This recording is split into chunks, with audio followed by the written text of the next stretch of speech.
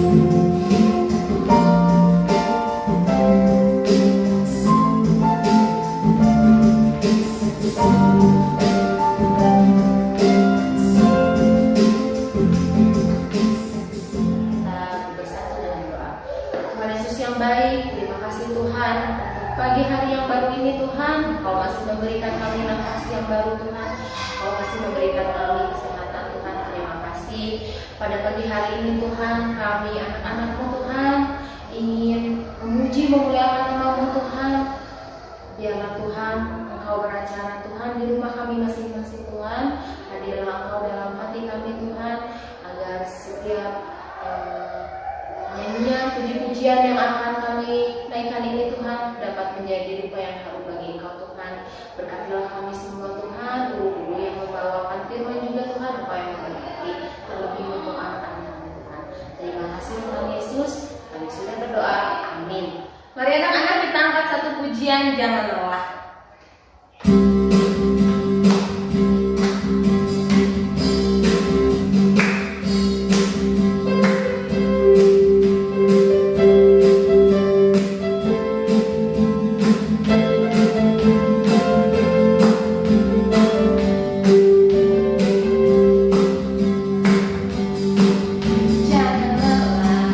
Bekerja di ladang yang Tuhan, Roh Kudus yang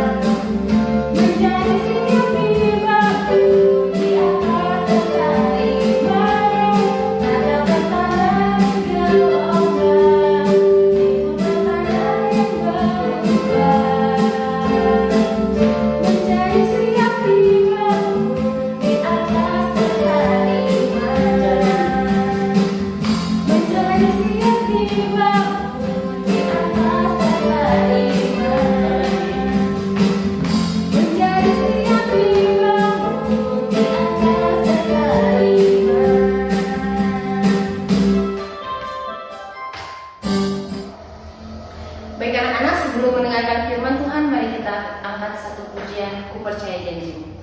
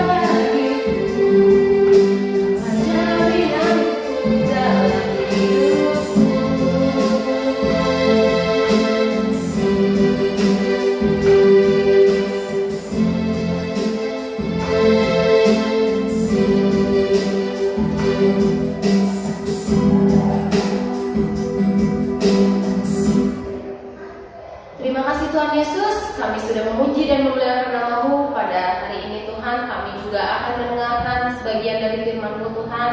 Biarlah firman yang hari ini Tuhan dapat kami dengarkan, terlebih kami juga dapat melaksanakannya dalam kehidupan kami masing-masing Tuhan. Biarlah juga Tuhan kami memberkati setiap guru yang membawakan firman Tuhan. Terima kasih Tuhan Yesus, amin. Shalom, selamat pagi anak-anak. Anak-anak, hari ini kita mau mendengarkan firman Tuhan, tapi sebelumnya kita mau melihat video dulu ya. Anak-anak, duduk yang baik, kita mau melihat bersama-sama. Selamat menyaksikan. Ketika tiba hari Pentakosta, semua orang percaya berkumpul di satu tempat.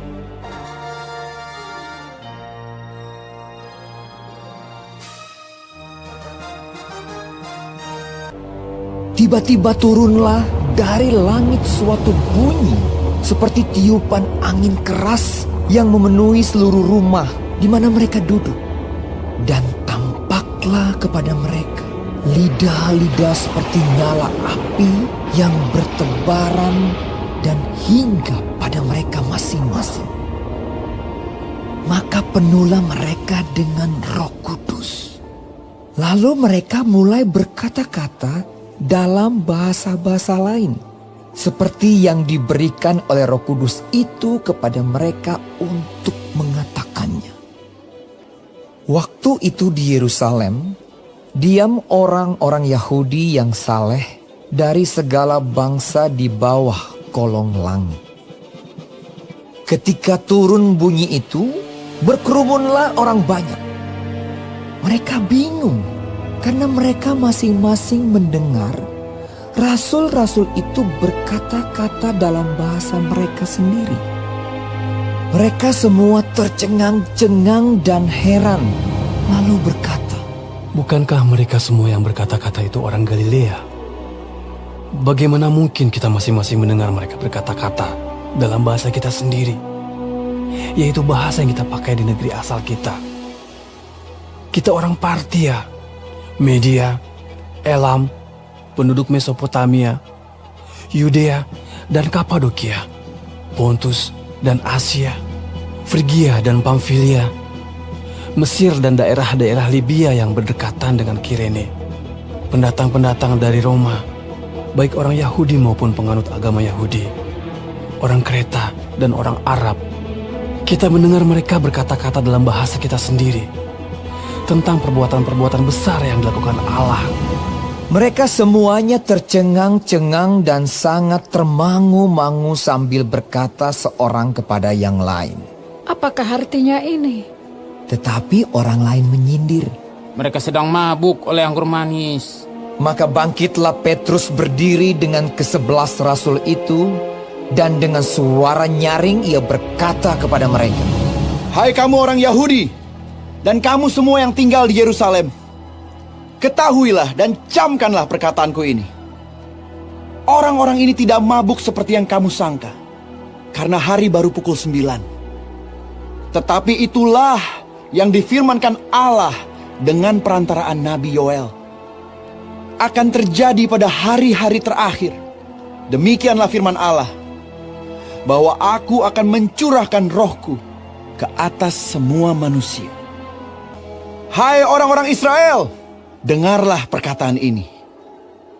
Yang aku maksudkan ialah Yesus dari Nazaret, seorang yang telah ditentukan Allah dan yang dinyatakan kepadamu dengan kekuatan-kekuatan dan mujizat-mujizat dan tanda-tanda yang dilakukan oleh Allah dengan perantaraan Dia di tengah-tengah kamu, seperti yang kamu tahu. Dia yang diserahkan Allah menurut maksud dan rencananya telah kamu salibkan dan kamu bunuh oleh tangan bangsa-bangsa durhaka. Tetapi Allah membangkitkan Dia dengan melepaskan Dia dari sengsara maut, karena tidak mungkin Ia tetap berada dalam kuasa maut itu."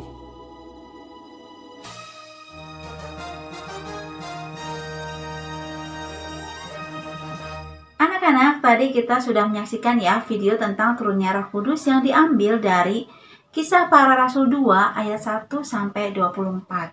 Nah, hari turunnya Roh Kudus ini dikenal juga sebagai hari Pentakosta. Nah, pada waktu itu para murid dan juga orang percaya sedang berkumpul dalam sebuah rumah. Tiba-tiba terdengar suara seperti tiupan angin keras yang memenuhi seluruh rumah, dan tampaklah lidah-lidah seperti nyala api dan hinggap pada mereka, sehingga mereka penuh dengan Roh Kudus. Dan tahu nggak anak-anak, mereka bisa berkata-kata dengan bahasa yang dimengerti oleh banyak orang yang ada di tempat itu. Dan Petrus menyampaikan firman Tuhan kepada mereka, dan banyak orang yang mendengarnya itu menjadi terharu sehingga mereka bertanya kepada Petrus, kira-kira apa ya yang harus diperbuat? Kemudian Petrus menjelaskan bahwa mereka harus bertobat dan memberi diri dibaptis. Tahu nggak anak-anak? Pada waktu itu orang yang mau dibaptis itu jumlahnya ada sekitar 3.000 orang. Wah, banyak sekali ya. Nah, anak-anak tahu nggak? Itu bukan karena kehebatan Petrus, tetapi itu adalah karya Roh Kudus. Anak-anak, ada banyak sekali karya Roh Kudus dalam kehidupan kita. Nah, hari ini kita mau belajar 3 karya Roh Kudus dalam kehidupan kita. Yang pertama adalah Roh Kudus menemani kita dalam menjalani kehidupan ini. Nah, sekarang yang bawa Alkitab kita buka ya dalam Yohanes 14 ayat 16. Miss Yuyun mau bacakan Yohanes 14 ayat 16 yang berbunyi, "Aku akan minta kepada Bapa dan Ia akan memberikan kepadamu seorang penolong yang lain, supaya Ia menyertai kamu selama-lamanya." Nah, anak-anak, penolong di sini yang dimaksud adalah Roh Kudus. Itu adalah yang pertama. Roh Kudus menemani kita dalam setiap kehidupan kita. Anak-anak, yang kedua kita mau baca dalam Yohanes 14 ayat 26. Anak-anak dengarkan ya. Yohanes 14 ayat 26. "Tetapi penghibur, yaitu Roh Kudus yang akan diutus oleh Bapa dalam namaku, Dialah yang akan mengajarkan segala sesuatu kepadamu dan akan mengingatkan kamu akan semua yang telah kukatakan kepadamu." Anak-anak, yang kedua adalah Roh Kudus memberi kita penghiburan, nasihat, dan juga bimbingan. Nah, anak-anak, pada waktu kita merasa sedih, pada waktu kita merasa ditinggalkan, Roh Kudus akan memberikan kepada kita itu penghiburan. Kemudian, pada waktu kita sedang mendengarkan firman Tuhan, Roh Kudus akan memberikan kepada kita pengertian untuk kita bisa mengerti firman yang sudah kita dengar. Nah, sekarang kita mau lihat ya yang ketiga. Nah, anak-anak, yang ketiga adalah Roh Kudus membantu kita untuk berdoa. Sekarang kita mau baca dulu ya di dalam Roma 8 ayat 26. Anak-anak dengarkan. Roma 8 ayat 26. "Demikian juga Roh membantu kita dalam kelemahan kita, sebab kita tidak tahu bagaimana sebenarnya harus berdoa, tetapi Roh sendiri berdoa untuk kita kepada Allah dengan keluhan-keluhan yang tidak terucapkan." Wah, anak-anak, kita harus bersyukur ya karena Tuhan Yesus sudah memberikan kepada kita Roh Kudus. Roh Kudus yang selalu menyertai kita dalam kehidupan kita. Roh Kudus yang selalu memberikan kepada kita penghiburan. Roh Kudus yang selalu memberikan kepada kita bimbingan dan juga nasihat. Dan Roh Kudus yang selalu membantu kita untuk berdoa. Anak-anak, sekarang kita mau berdoa ya. Semuanya lipat tangan, tutup mata. Allah Bapa yang bertahta dalam kerajaan surga yang mulia yang kami kenal dalam nama Tuhan Yesus Kristus. Tuhan, pada hari ini kami bersyukur padamu, kami berterima kasih karena Tuhan Kau sudah memberikan kepada kami semua Roh Kudus yang selalu menyertai kita. Tuhan, terima kasih. Tuhan, biarlah Engkau juga menyertai di dalam setiap apa yang anak-anak-Mu akan lakukan.